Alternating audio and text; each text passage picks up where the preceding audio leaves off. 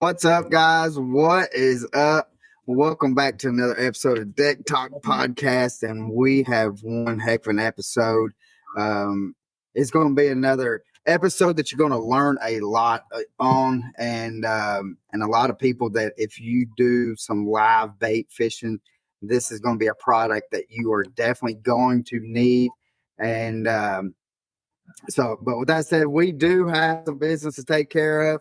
First off, we want to get to with how the podcast has been growing. We are wanting to um, start running ads at the bottom. You can see where it says "Run your ads here." Contact me or Pappy to get your ads placed here.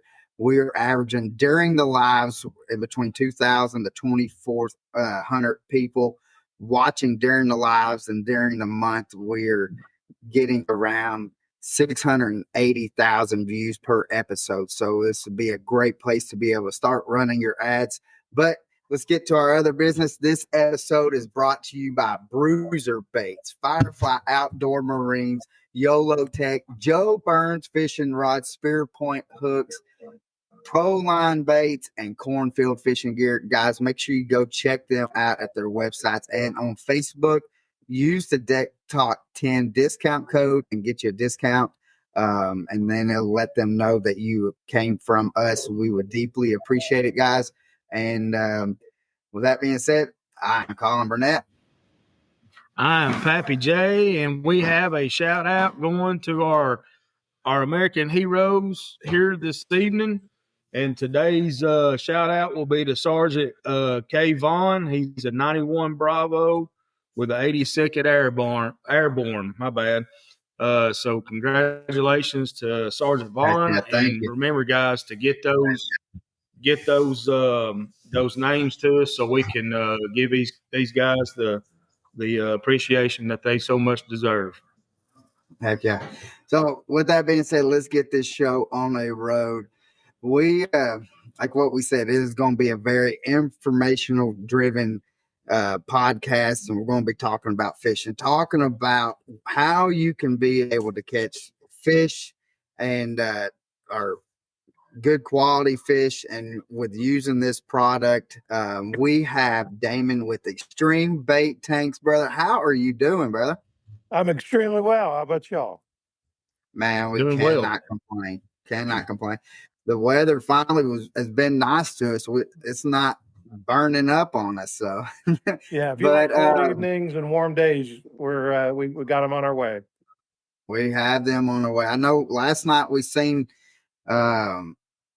seen 56 was the low when we were coming through Kentucky. So Yeah, that's right. So it was very nice to be able to sling some cakes in some cooler weather. So, but Damon, can you explain to us? I know you have a wide variety of stuff that different tanks that you go from small tanks to a massive tank that I ended up seeing or both of us ended up seeing at the Elite Fishing Expo here in Chattanooga, Tennessee. Can you explain to us what it is that Xtreme Bait Tanks do? Yes. So if you're interested in what I call the evolution of Xtreme, when I started the business in 2018, it was just a basic bait tank like most everything that was out there. Being the perfectionist that I am, I started getting invited on boats, people who had ordered tanks. Well, we're sitting there waiting on the line to go down, and we're talking bait tanks. And I was asked, can you do this, or that? And I brought it back to our team, and we said, yeah, let's figure this out, because these are requests that these boat owners, these fishermen want, and no one offers them. And what that was, Colin, that was really the beginning of what I call, and the website's based after it, called Build a Tank. So Build a Tank allows you to pick a standard footprint, a standard tank, and you customize it. And by customizing it, I mean, you can change the color of the tank, change the color of the inside walls, whether white or black. add drains, no drains, how it's wired, what kind of pumps go in it. And I quickly learned that that was something that a lot of people were extremely interested in. And because we have Right. our own, we have the ability to cut our own material. We don't rely on anybody to order parts and pieces in material wise that's related to the bait tank. We could get a special size. So, say a 35 gallon, for example, the footprint's 24 by 32. We'll get a request where they say, I want the biggest tank I can get, but I only have room for 31 inches. Well, guess what? We can cut that down an inch so it can fit Right. that space. Leaning posts are huge. A lot of times you'll have a cooler up under the backside of a leaning post in a center console, and they want to be able to put a bait tank there. Well, our standard tank is 26 inches tall, but they may only have 22 inches. So we can adjust that tank down 4 inches to be able to slide up under that leaning post. And not only that, but the lids typically traditionally hinge across the 24 inches, using the 35 as an example, not the 32. Well, we can hinge the lid across the 32 so they can slide up on their long ways and then still be able to access the bait without having to figure out how to drag the tank out from underneath the seat. So Right. going to your question, as far as sizes, we started with our standard sizes. Our smallest one that we make, and I get this question quite a bit, is a 12 gallon. Now, when I'm talking 12 gallon and 35, whoever's listening, understand that that is the bait area. We decided right out of the gate, we didn't we didn't want you to think you were getting a 12 gallon tank and to find out you only have 8 gallons for the bait, or a 35, you only have 20 gallons for the bait. Right. So a 35 gallon, by our definition, is a 45 gallon tank, 35 in the bait, 10 in the filter. So the smallest one I was referring to is a 12, that's 18 gallons. We have built them up to 400 gallons. And Mm. that was a shrimp tank that went down to or down to Florida. So once Wow. we started to build a tank and we built the website and how all that works with the internet, I started getting calls where people's Googling bait tanks and we pop up and they say, hey, I need this, this, or that again. We'd write it down and discuss, is that something that we were comfortable building? I would not build anything if I wasn't comfortable with it. And what I mean by comfortable is I wanted it to perform. I have Right. been, the business has been absolutely blessed in figuring out the combination of the three most important things that go on in a bait tank. It's the circulation, the filtration, and the oxygen that's added to the water. But if you build a big tank and you cannot condition the entire body of water, then it's a lot of money out the window. So I would tell them, once we were comfortable, we would build it, we would test it, and as long as it met our standards, we would let them buy it. Right. And that's the long of the short. And I don't want to take up, I can talk forever, so I'll let you ask questions and I'll take it from there. Right. Well, and I've used your bait tanks multiple times. Um, I've got buddies that have them, and I think, I mean, they're phenomenal. Now I did see something like, because you was talking about like with the oxygen in the tank and stuff like that. You've got different like spouts to where you can have that water going different directions, correct? Yes. And there's a story there if you're interested. Yeah, absolutely. So initially, it was just a standard water introduced into the bait area. And not all baits liked it, but it is what it is, and that's the best it was. I decided to add two pumps to most all the tanks. And the initial concept was a built-in backup for 12 volt. I don't make the pumps, pumps fail, and if you've worked hard, and anyone who's caught bait understands what I'm about to say. Catching bait, learning that skill is harder than catching fish. So you Oh want to yeah. have a tank to be able to know that once you got your bait, you're on your They're way gonna laugh. to some success there. But my point being is, when you have bait, when I talk to customers that have bait from as small as minnows, shrimp, real delicate threadfin, all the way up to 2 foot ladyfish or skipjack down in Tennessee. And when they do these offshore boats, everything in the ocean's bait to something. So I Right. couldn't even go through the list of things that's been in the baits offshore. The directional flows that you're referring to, and this happened about 3 months ago, we created a set of 4 directional flows.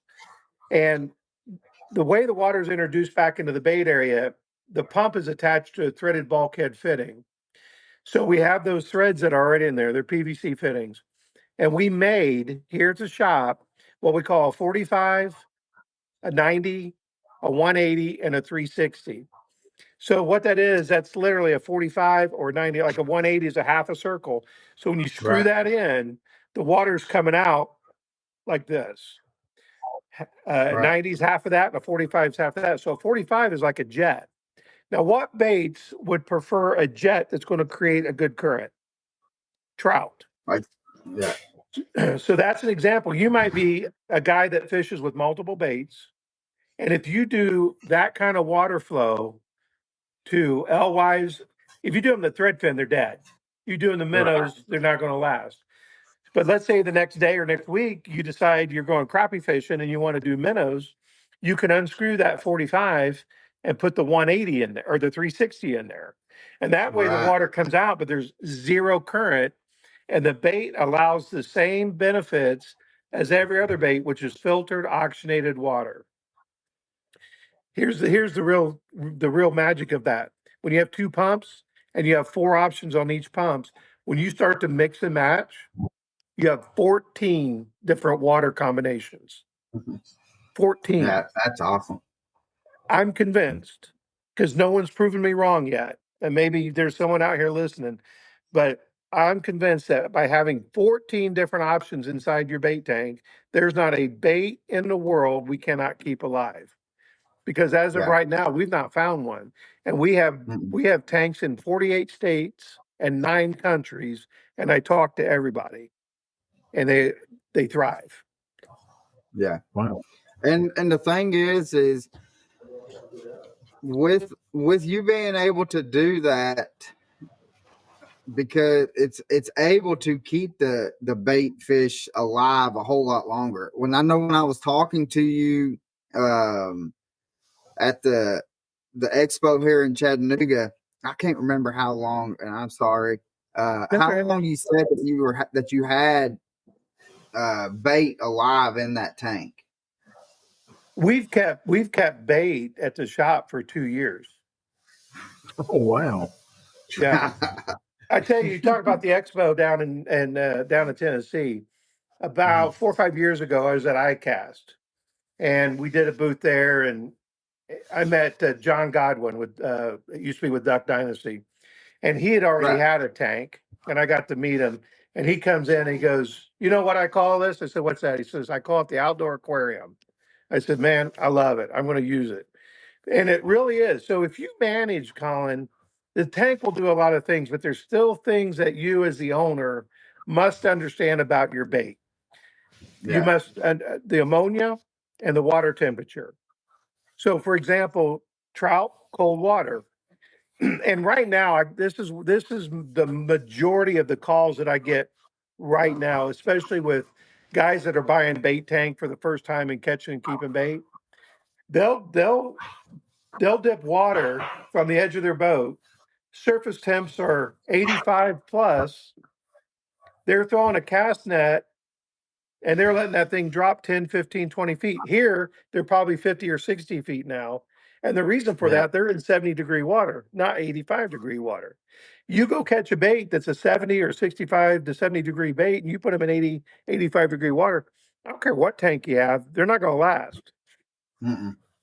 So to understand the water temperature and how that works. And while we're on that, I'll tell you a neat little secret that I tell all the customers when it comes to this. You know those laser thermal guns? that shoots surface temps. Yeah. I encourage everybody to own one, because if you're catching your own bait, and even if you're buying your own bait, fish are cold-blooded. If you shoot that bait, that'll give you the temperature you just pulled them from. Then you can shoot your tank, and you want that tank to be within a few degrees of that number. Right. And if you do that, Because you're not going to shock does the it bait. So matter you've got a if it, very like, let's good say, chance at those things surviving. yeah. So does it matter? I know it matters if the water is hotter than, like, let's say they're in 80-degree water, and you put them in 85, 90-degree, then yeah, I can understand that. But does it go the opposite way too if the water's Sure too does. cold? Yeah. And you can shock, what I've learned is you can shock bait and they might pull out of it, but it's not what you're looking for if you want to dial this in. If you want to dial it in so that when you pull that bait out of that tank, it's better than when you put it in there, the less stress and no shock, the better. Yeah. So, which one of my good buddies, Caleb Bell, he he's got multiple. There ain't no telling how many of your tanks that he has, but and I really like the efficiency of like how easy it is to clean, like with the socks and stuff like that you have on them. That, I mean, they're very, you just throw them in the washer and you can wash them. You can get them, they're clean, and then just being able to put them back together, just real simple and easy. I mean, it's a lot of people. I used to have aquariums and stuff like that, and I always hated having to mess with the filtration system and stuff like that. And getting out on the boat with him and seeing how he just, I mean, it's just pretty much as simple of how everything just goes together real quick and easy. I think within no more than 10 minutes, he had the socks on there, water filled up, and he was ready to start putting fish in or bait into his tank. And so do you, with that, I know Caleb, he puts like salt and stuff in his tank, and which that's for the slime, correct? So what I'm told is adding salt to the tank. And the first time I heard that, I thought I was being punked. I was like, that doesn't make any sense to me, but it's Yeah. absolutely a fact. Non-iodized salt. I use a water conditioner, salt, water softener salt, not the pellets, but what we call the crystal. And the rule of thumb is 1 cup per 10 gallons on most baits. I'm told Yeah. gizzard shad, they don't like it as much. It's 1 cup per 20 gallon. And again, this is why it's important to understand if you have a 35-gallon tank, that's 45 gallons, you're conditioning 45 gallons of water. And Right. same thing with ammonia lock and whatever other chemicals you like. But going back to, I was trying to think what it was the question. I think I got you off track, or got me off track. Sorry. Oh, the So salt. the salt, because Yeah, like, so for sure, you want to put that in there, and that'll help with the slime coat. And I'm told it it also doesn't helps mess with the calm the filter, bait. with the pumps or anything like that, correct?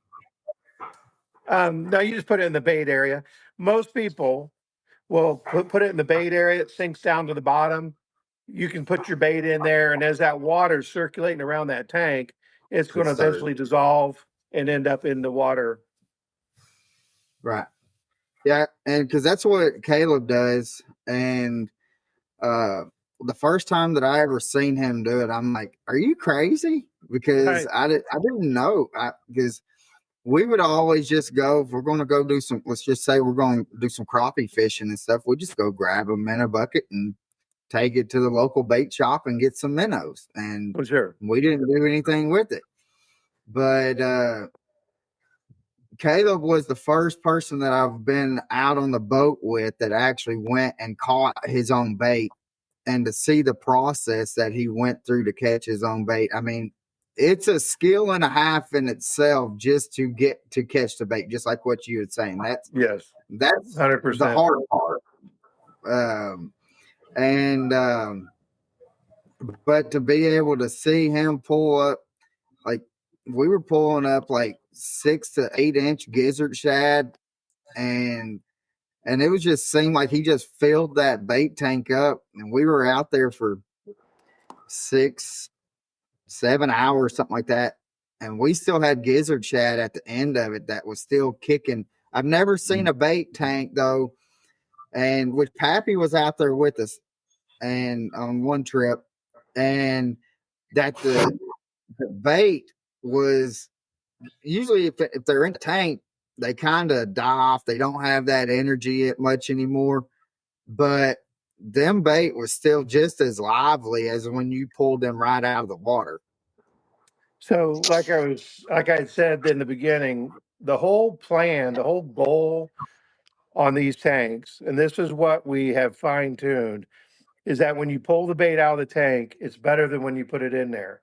It calms them Yeah. down. And if you notice, Caleb's tank is a black wall. And I don't know if he Yeah. explained that to you, but we learned that black absorbs light. Oh, I mean, we knew that. But in a bait tank, it blinds the bait. I don't know if you paid attention when he was dipping bait. The biggest Yeah. difference that you can see that I can explain, if you have a white wall tank where light's penetrating into that water and a black wall tank, even with the lid open, you reach into that white wall tank and you got to sort of chase everything around. Black Yeah. wall, be packed full of bait. You can see the one you want. You can gingerly reach in there, net him, and he doesn't even know he's in the net until he hits that surface.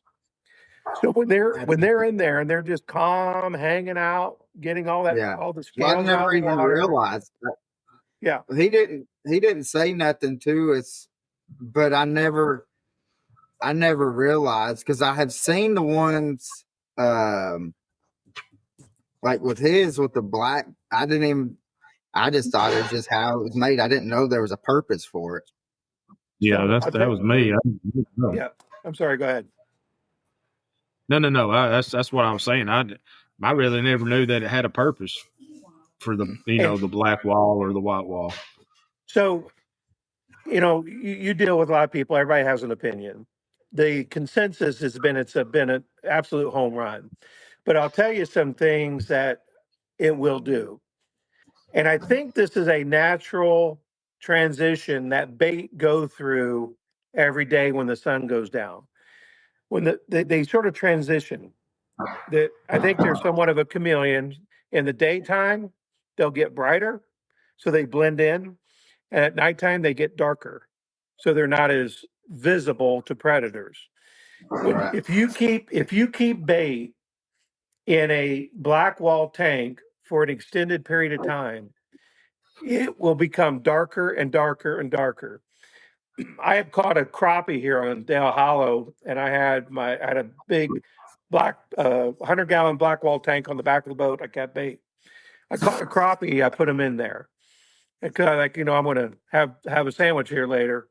And a couple days went by. I pulled that crappie out, and that's when I really got to see what a black crappie looks like, because this thing was charcoal. And Really. another interesting bait experience, we use or catch alewives here in the Carolinas. They're bluebacks. If you take those two baits and you put them right next to each other, you can't tell them apart. They say the only way you can tell them apart is if you cut them open, the gut lining, one's white, one's black. Well, I caught the herring, the alewives. I had them in this tank going on a couple weeks. And all of a sudden, excuse me, I kept them for a couple weeks, but after a day or two, I opened the lid and I had about 400 in there. And I'm like, oh my gosh, a blueback literally has these two stripes that go right down the fins on the back. And that Huh. black allowed those colors to come out in that bait. To my knowledge, no one on Lake Cumberland knew there were blueback herring on this lake because they're not allowed, but they were in there. And that Oh was a wow. result of those being in that tank for a period of time. And they say the colors on gizzard shad are insane.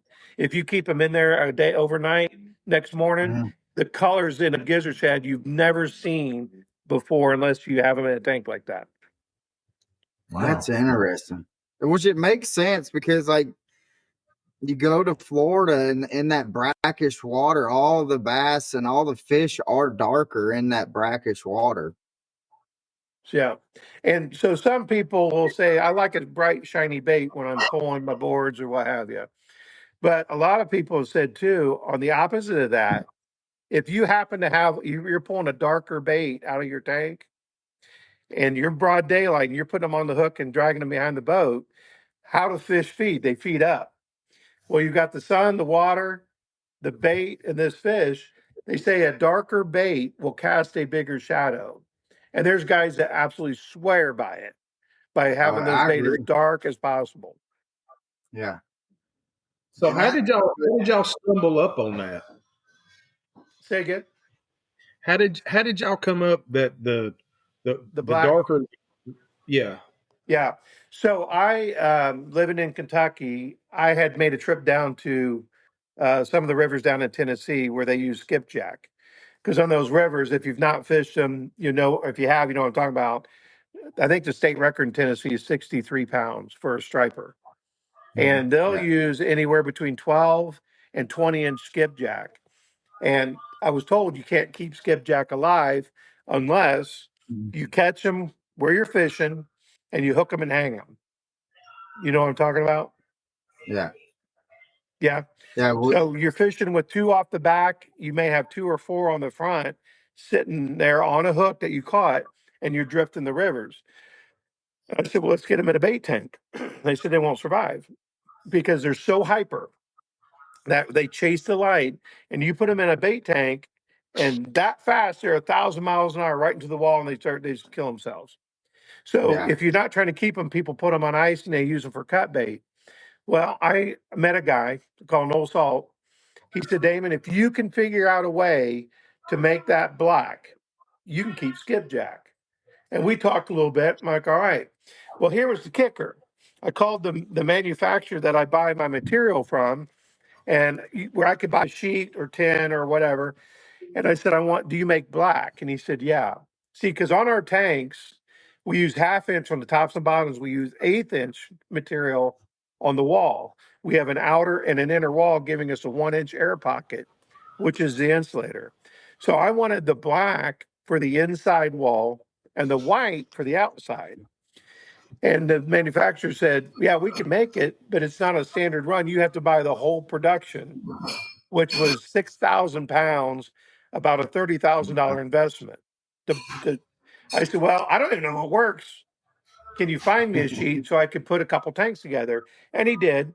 And we put a 35, a 65, and a 100-gallon tank together. And we sent them down to Tennessee with guys that I knew what they were doing.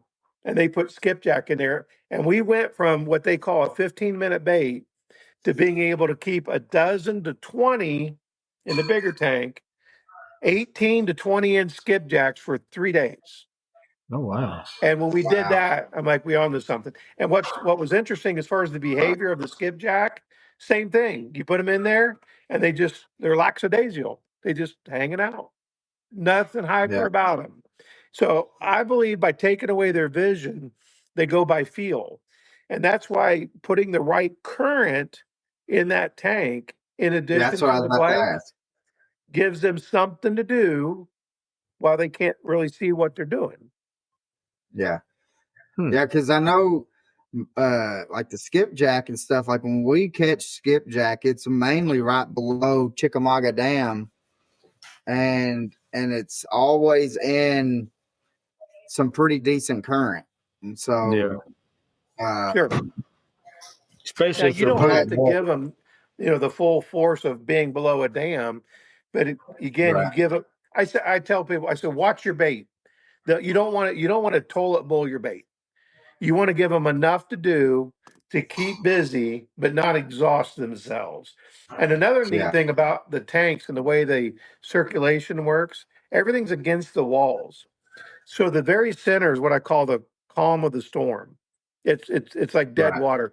Matter of fact, and you'll even see some scales or something collect right there on the bottom Oh yeah, and because they just there's nothing pushing it away.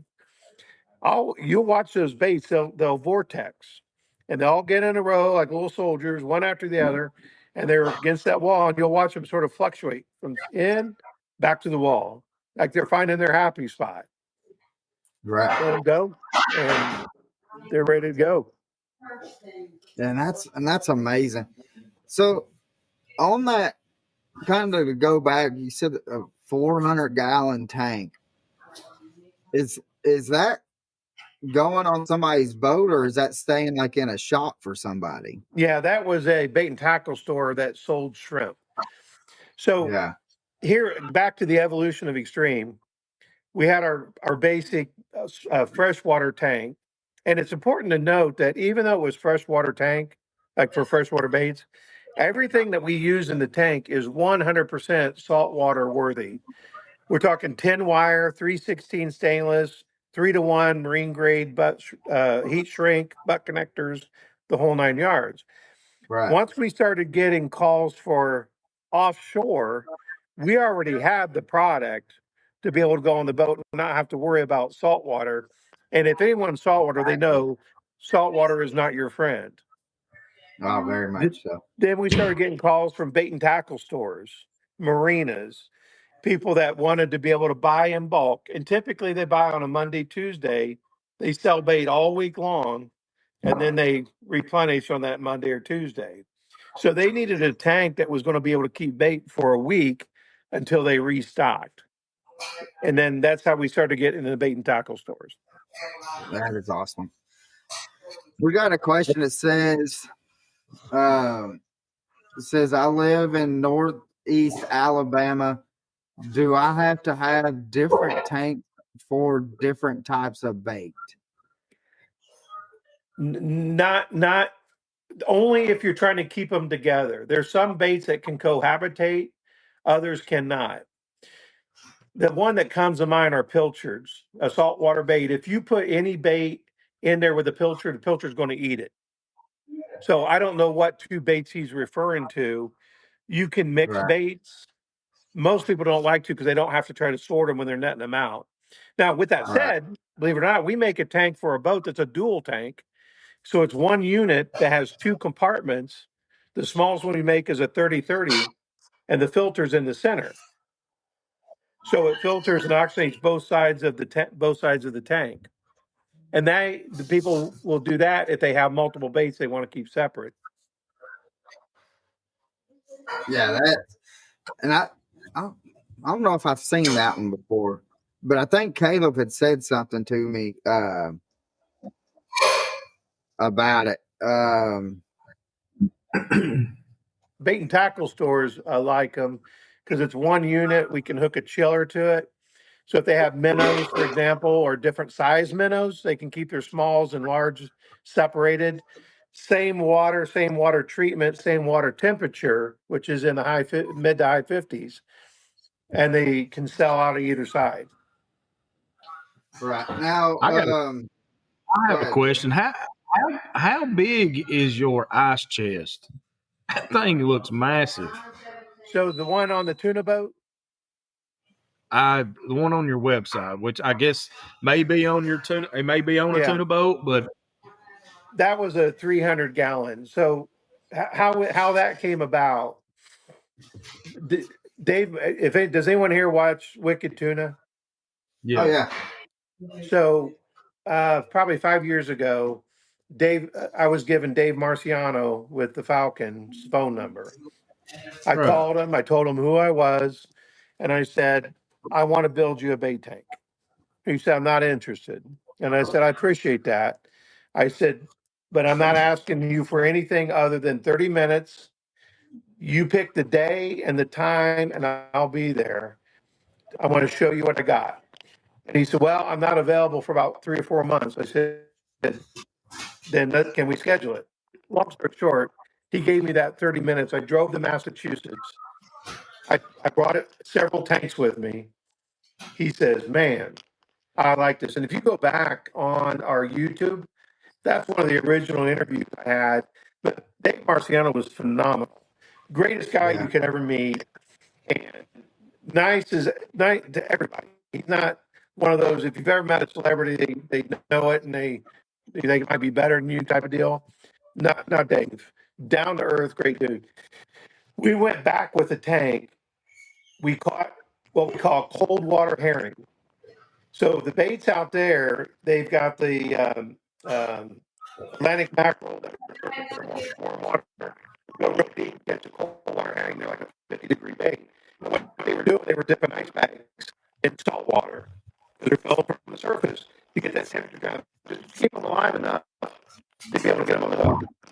But we had done something special with this tank. We had ice in it, got the bait in there, put the hooks out, 300-pound tuna within an hour, got it in. And from there, that's where we started to make a footprint in the saltwater market. It started going all up and down the West Coast. And then we started picking up California, Washington, and Oregon, down to Mexico. And I'm not sure I got off on this, but to answer your question, that's what I mean by all baits, all sizes, fresh and salt water. Yeah, that. I was trying to talk, Damon. I was trying to talk old Pappy into getting it so I can put it on my boat. He wasn't down for it yet.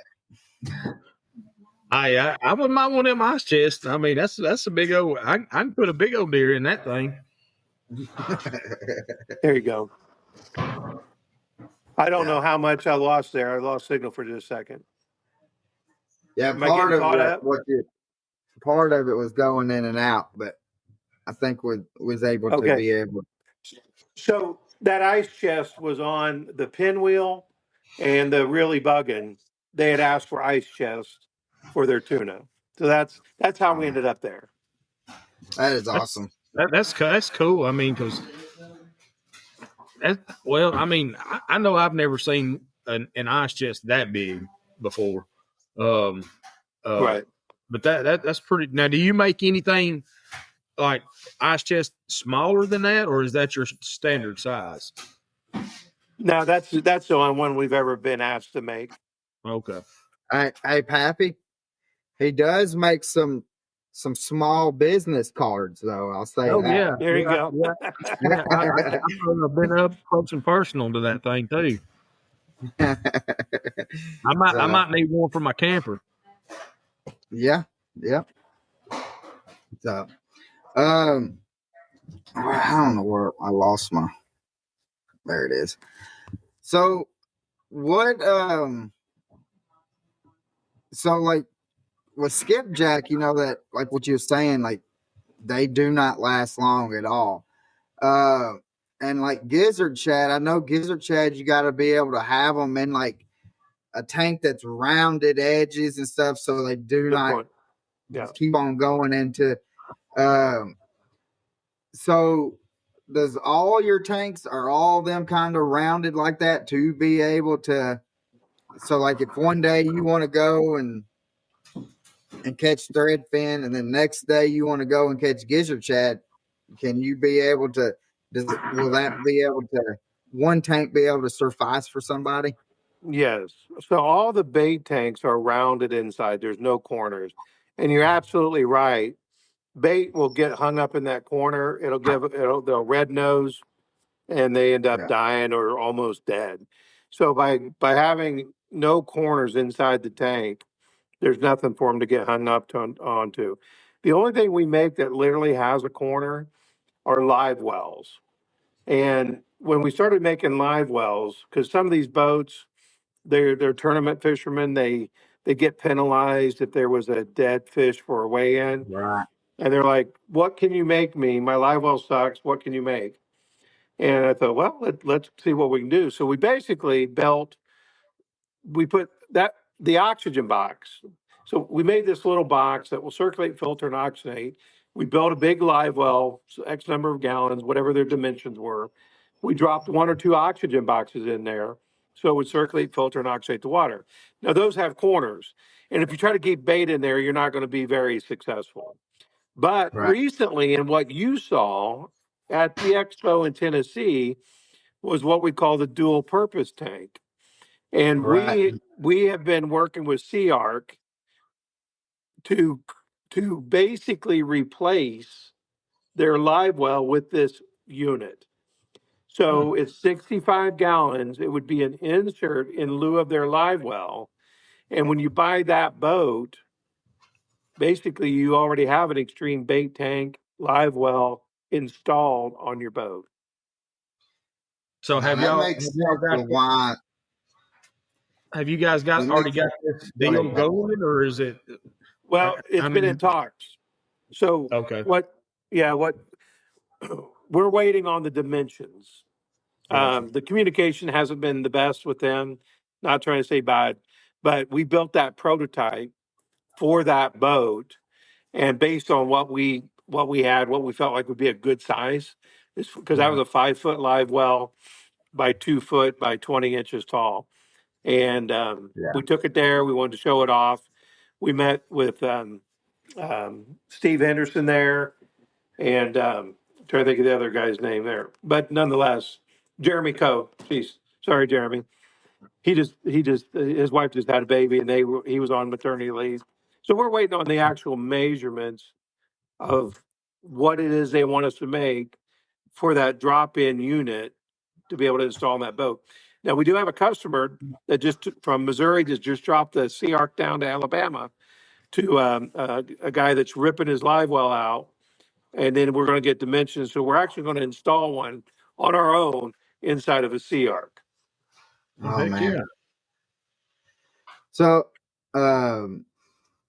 like, how wide, like, let's say somebody wanted a 30-gallon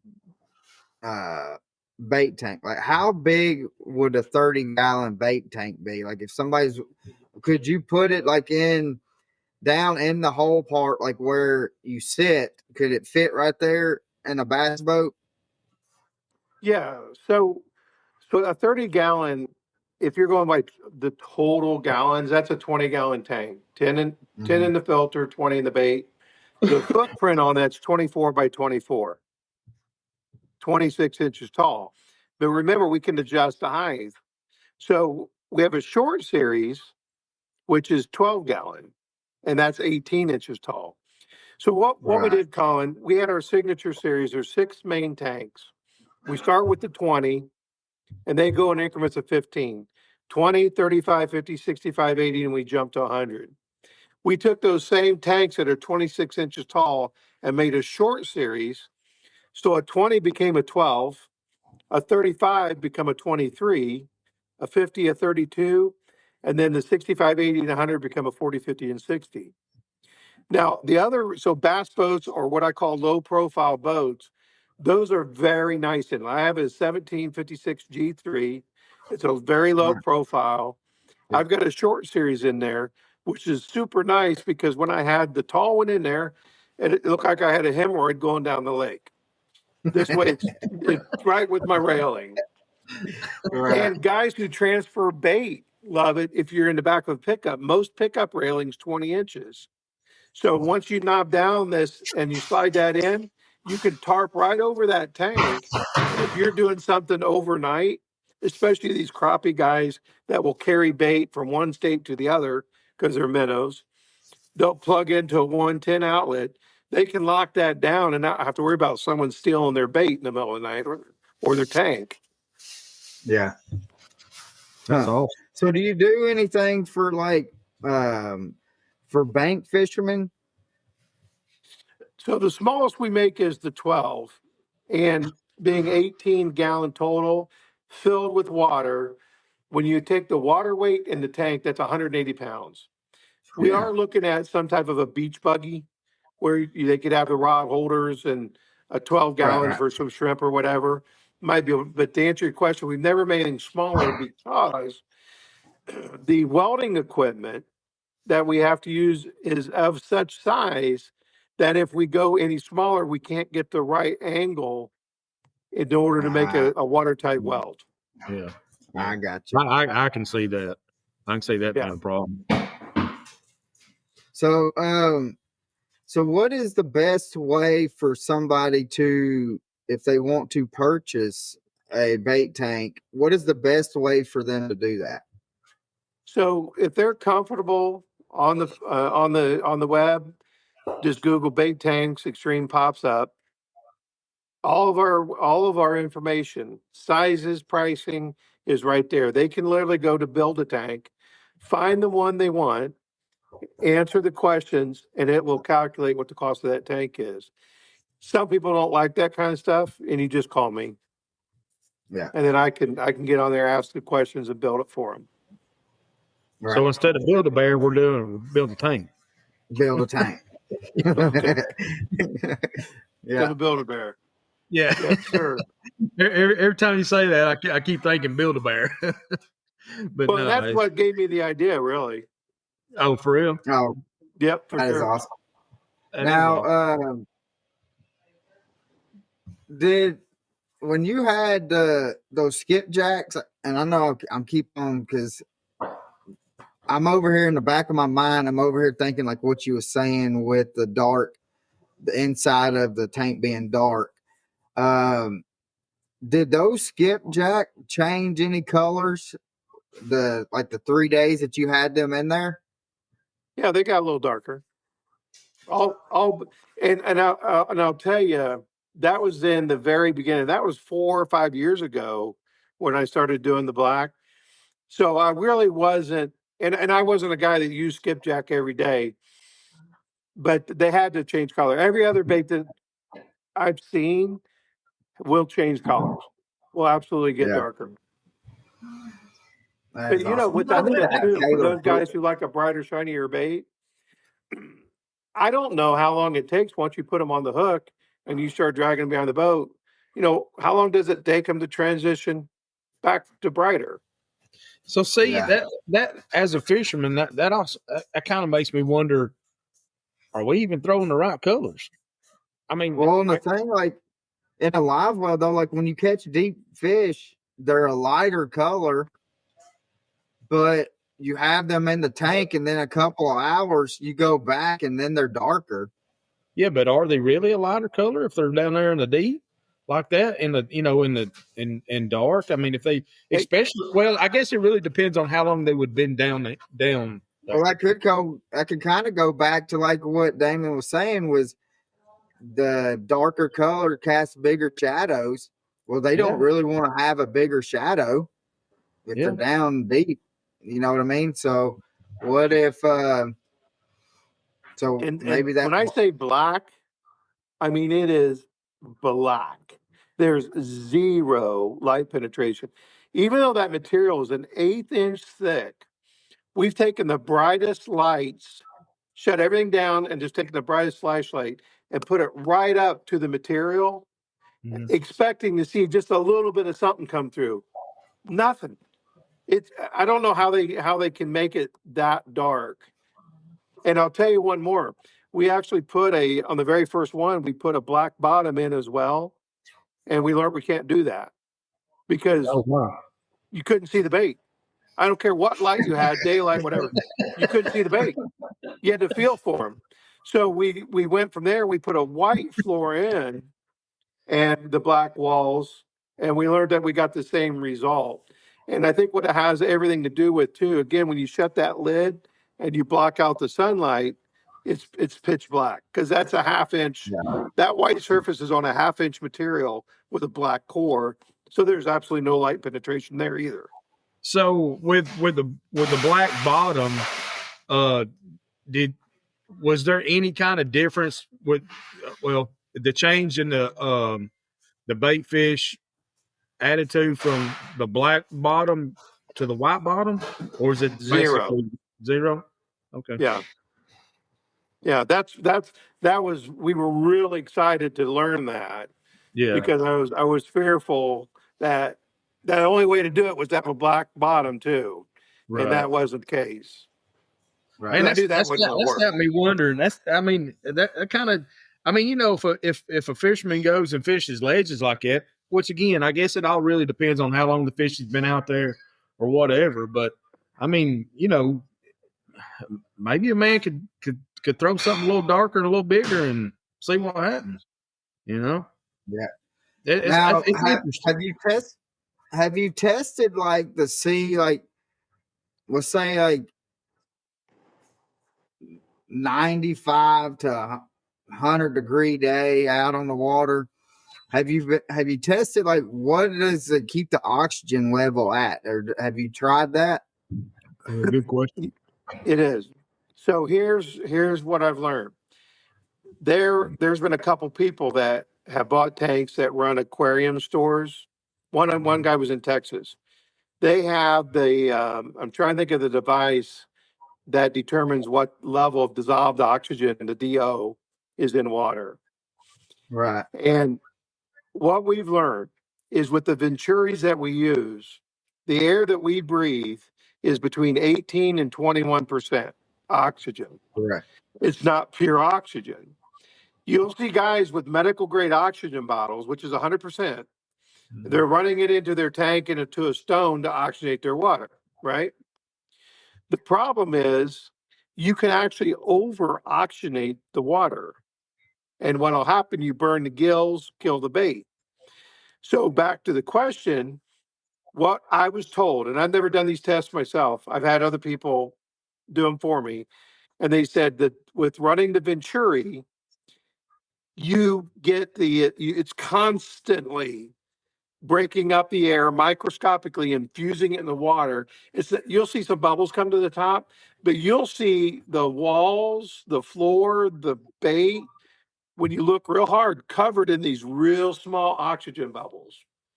So Right. we're Right. told that colder water holds DO better. The reason we can get away with warmer waters in temperatures like we just came out of is because it's constantly putting air in that water. Is the only thing I can think of. The dissolved Yeah. oxygen has still been brought up to as high a level as possible without going into the danger zone, because it can't, because it's just pulling in air from the outside. Yeah. Yeah. Because we just had Johnny with Fish Lungs on, and so they make a product that goes into the live wells, and they actually sell it also for tackle shops and stuff for their bait tanks.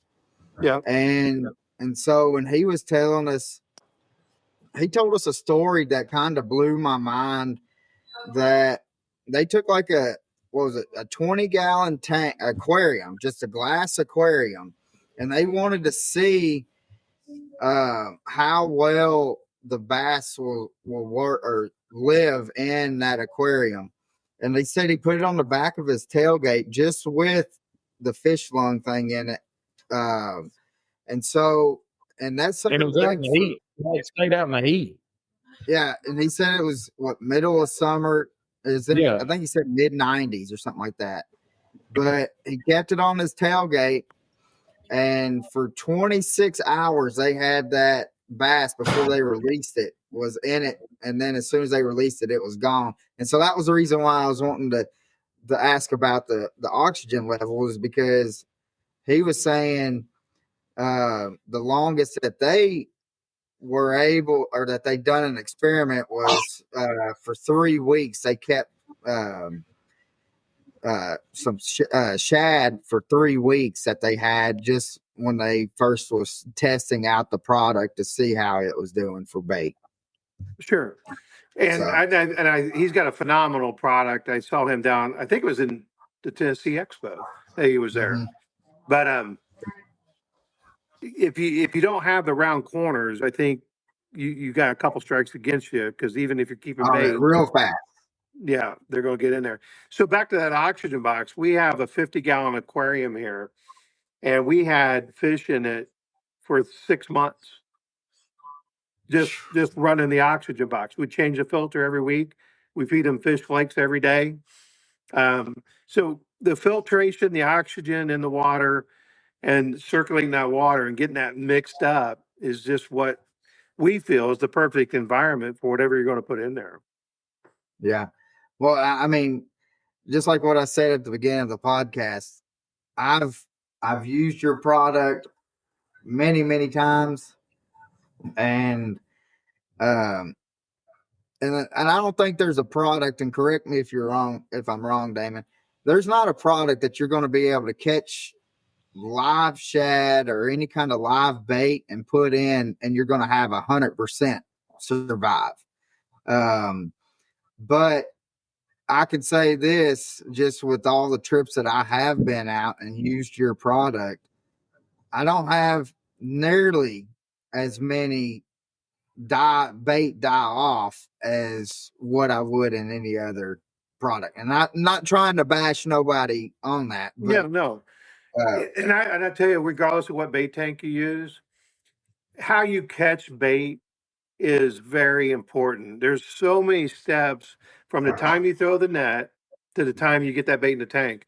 For example, if you right now when you have warm surface temps, if you don't think about this or know it, you don't know what you don't know, is what I'm trying to say. If you bring right, that bait up from a depth, you're dealing with the bends. You got to bring them up slow. But when you get into that warmer water, you got to haul butt because you're cooking your bait in the net. And then if you're dumping them in a makes kiddie sense. pool, you got to make sure that that kiddie pool is 70 or 75, whatever temperature your bait tank is. Yeah, And then if you put the kiddie pool, which is a great idea, some people will dump it right in their tank. You don't know. There's baits in that net that have been all hung up in that netting. They're damaged. right, Don't put those baits in there. Those are going to be the first ones to go. And in some cases, when they go, they take their friends with them. So it's best not to even if you got any question about that bait, unless you just happen to be desperate for whatever you caught because you didn't catch me. Don't put it in that tank. Keep them out. yeah. See, and that makes sense. The more Yeah. you talk about things, the more that I'm looking back and I'm thinking like, oh, this is what Caleb does this. And then now, just because I just think that I thought he was being picky on things. And now it's like, it's making sense. Yeah. Yeah. Well, like I said, people don't know what they don't know, Yeah. especially if you're new. And then when you're new, you get out there and you have all these trial and errors until you figure it out. I like to share, and then all the guys that we have on our pro staff team for Extreme, it's on the website. There's a pro staff tab. They'll take calls or emails from anybody. So if you happen to be up in Ohio or Texas on Lake Texoma and you've never fished that lake, you've never caught bait, whatever, there's a guy there that knows these tanks, that uses them every single day, that can step you through the process on what you need to do to catch and keep bait. So you got a good chance of going out there and catching a striper or a blue or whatever you're after. Right. Well, and to me, I I really um I really enjoy it because it's again doing this with Caleb has been the first time that I've ever actually went and caught live bait. Usually we'll just go and grab whatever kind of bait from the tackle shop. And um with that, going out and doing that, the art of going and catching live bait and one going and finding, that's to me, I think is probably one of the hardest things, is going and finding. And Right? some of the people that I've been out with, they make it look so easy Yes. because they'll just go up and they'll scan a bait ball and they're like, nah, not that one. And then Right. they can scan and see, I don't know what they're looking for. To me, it just looks like a big old bait ball, Damon. And so I'm like, all right. Well, then he's like, Yeah. and then I mean, I know I keep on bringing Caleb up, but I tell people Caleb is the fish whisperer. He truly is. He truly is. And And but back to Caleb, not only we know the bait ball that he wants to get, he'll know what kind of bait it is. oh What yeah, kind of, if they're big gizzard, small gizzard, threadfin, and he's targeting, he knows also what that bass is going to be hungry for today. You could yeah. be throwing a And I threadfin don't and your buddy throwing a gizzard, and the gizzard's catching everything. Yeah. So And they that's the thing. know what these guys are hungry for and what size of the bait. Yeah, they And get it Well, next see, level for sure. that's the thing. That's the yeah. thing about Caleb is he targets a specific size or Yes. sizes. He wants to be within a certain Yeah. length of gizzard shad, and he won't take anything less. I mean, he just won't, because Well, when he knows what he wants, and he knows what will do what. Yes. He's very intelligent, man, and especially when I've seen him with your product on the boat, which was the first time ever. I was amazed. I mean, I was truly amazed by what he was doing, and the product, and your bait tank and everything goes. I mean, we all know gizzard shad, they're so sensitive, and yeah. if you don't keep those things just right, they'll die off quick, just like anything else. Yeah. Well, I got another question on here. It says, with your tanks, do you have to have an extra battery, or can you run it off like your big motor battery? So I usually recommend never run it off your motor battery, only because, again, been there, done that, and you're out there fishing, you're not paying attention, and Yeah, next thing you know, you're you're paddling stalled. on. You better have a So panel. that's never a position I want to be in again. Yeah, that's when So to Carl an- getting out the back of the boat and kicking us back to the bank. yeah, Yeah. my best advice is have an independent battery. These are 12-volt pumps that draw 3 amps. So if you're running two pumps at 6 amps, if you have a 60 amp hour battery, that's going to get you 10 hours. And you're not affecting your electronics or your ability to start your motor. And you also don't make the mistake that a lot of people have. They'll hook up to a battery pack, like their trolling motor battery pack, not thinking that that's a 36 or 24 volt. They put their 12-volt pumps in the tank on that, and they burn out their pumps. Mm.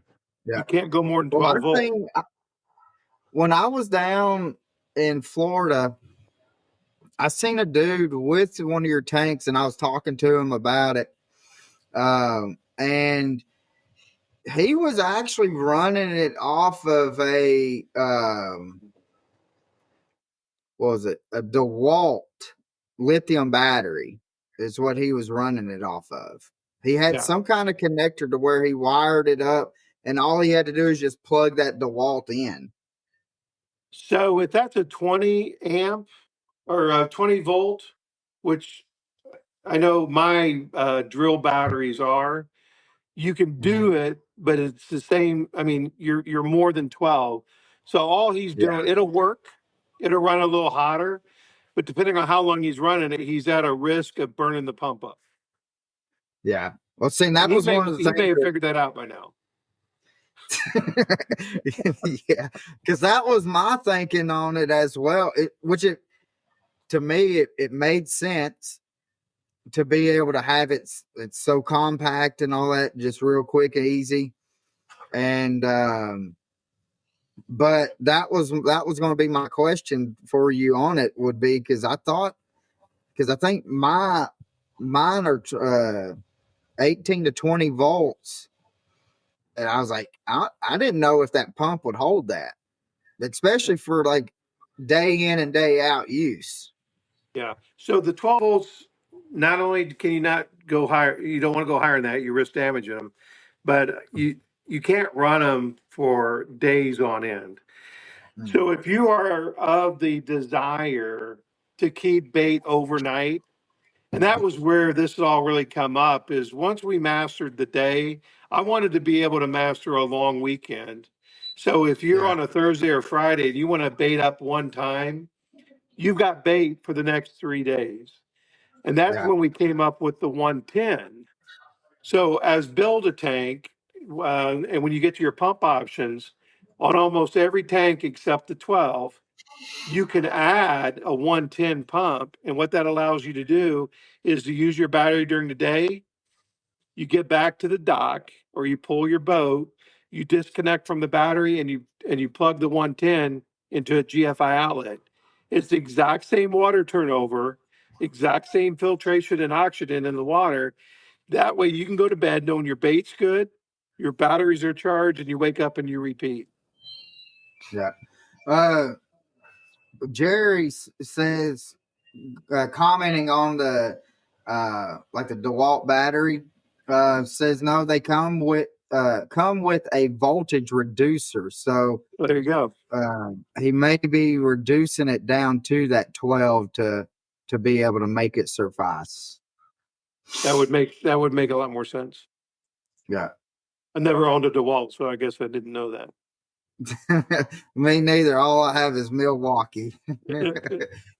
So, but man, it's already been over an hour, Damon, and just time flies. As is there like your social media, is it all just Xtreme Bait Tanks on all your social medias? It is. That's YouTube, TikTok, Facebook. Yeah. So, guys, what we're going to do is I'm going to put in the description of this, I'm going to put all his social media on there so you can go check out his product and the YouTube, and make sure you go. I got a fly flying around, and go check them out and hit that like and subscribe, and make sure you you follow everything so you can keep up to date with what he's got going, especially if they get that would be pretty cool if they can get something like that, what you was talking about with for the beach with the the beach buggy. Oh, he done froze up. I don't know what he's trying to catch. So, but guys, one last question. Do what, Pappy? I said you had froze up. You look like you was trying to catch something. Might have been that fly. Oh yeah. Yeah, this thing has been messing around with me I had the doors wide open when I had the dogs out. But we got one last question, and Pappy, you want to ask it? Yes. So Damon, if there was one person that you could fish with, past or present, who would it be and why? So you got an echo going on. I didn't quite catch the question. So if can you, is it still echoing? Yeah, Colin, can you read it? Yeah, I'll ask it. If you had one person on the boat for one day, could be passed away or still with us, who would it be, and why would you want them on the boat for the day? Well, that would have to be my father. Yeah. Yeah, he would absolutely love what I'm doing now. He passed away in 2013. But alive, I would love an experience back with Dave Marciano, John Godwin. Both of those guys are just great guys. Yeah. Everybody I've been on a boat with, I've only had one bad experience. No need talking about it. But everybody's awesome. But to answer his question, it'd be nice to have Dad. Yeah. I definitely agree with. There's no wrong answer, especially on the question. So, guys, make sure you go to Xtreme Bait Tanks and check out the product. They definitely do have the Deck Talk podcast stamp of approval, and we love going out, being able to, when we do go live bait fishing. That is the product that we use to be able to keep the live baits alive and well for us. So go check them out, and we're going to see you next week. We're going to actually have, let's see, Ish Monroe is going to be live with us next week. And so make sure you check that out. And if you have any questions, remember, this is an interactive podcast. And we will see you next week, guys. Hey, Colin. Yep. Hey, one last thing. Do you want to say anything about our new advertisement? Our rolling billboard. Yeah, again, if you want to to place an ad and stuff like that, what we're going to be doing is, besides just the running scrolling ad going on the bottom, we are going to, with that, is going to have some artwork done by our social media marketing team, Jen and Dustin Muse. And you can also become the sponsor for that episode as well. But if you have any questions with that, just send Pappy or myself a message, and we can get that information out to you. But other than that, we want to say thanks again to Kay Vaughn and the service that he has done for this country. And Pappy, I cannot wait till next week to see who you have as an honorable mention. Damon, thank you so much for coming on. It is an honor to be able to have you come on. That's the one reason why I wanted to have you, because the information about your tanks and what they do is just phenomenal. So thank you again for coming on, brother. Well, thank you. And you guys have an extreme day. You too, brother.